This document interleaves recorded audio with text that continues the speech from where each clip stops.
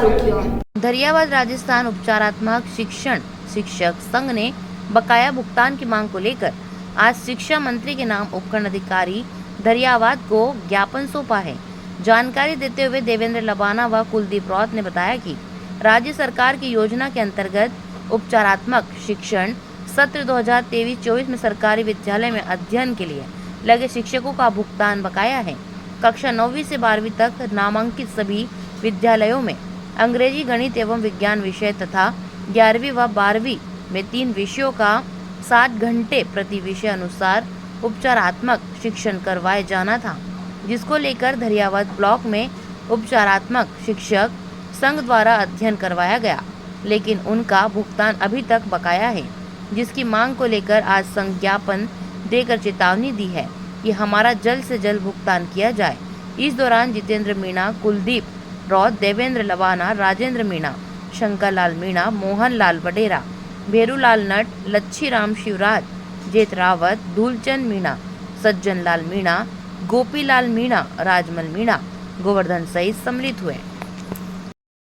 Yes नमस्कार, मेरा नाम देवेंद्र लबाना है। विधानसभा क्षेत्र धरियावाद से हम सभी आज यहाँ पर ज्ञापन देने के लिए उपस्थित हो गए हैं, क्योंकि इसका कारण ये था कि हमारी जो उपचारात्मक शिक्षण के दौरान हम सभी साथियों को शिक्षा के लिए 2 महीने के लिए विद्यालय में लगाया गया था, जिसमें हमारा प्रावधान 2 घंटे का या 1 घंटे का जो भी शिक्षक का समय रहता था, उसके दौरान हमको जो वेतनमान दिया जाता था, उस वेतनमान में काफ़ी देरी हो चुकी है। विगत कई सालों से हम देख रहे हैं इस योजना का कई सारे विद्यार्थियों ने लाभ लिया है। उनको उनके समय के अनुसार उनका वेतन उनको दिया जाता था।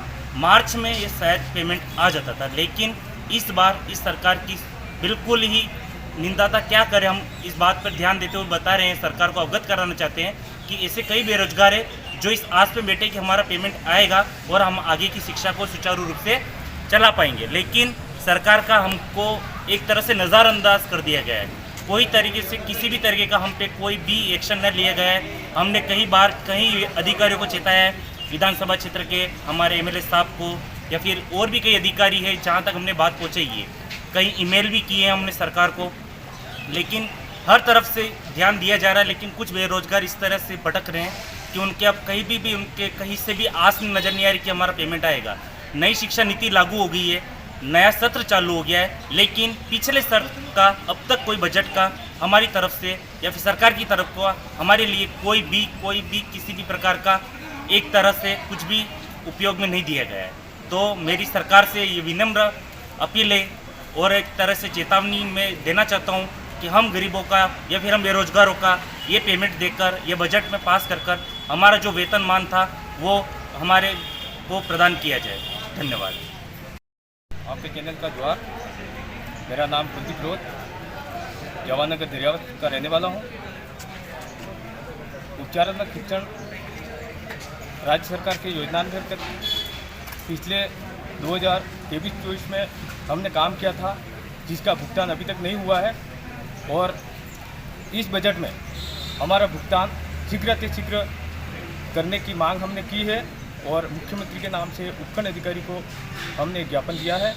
और हमारे अगर 10 दिन के भीतर अगर पैसा नहीं आया तो हम उग्र आंदोलन के रूप में हम सड़कों पे उतरेंगे। धन्यवाद।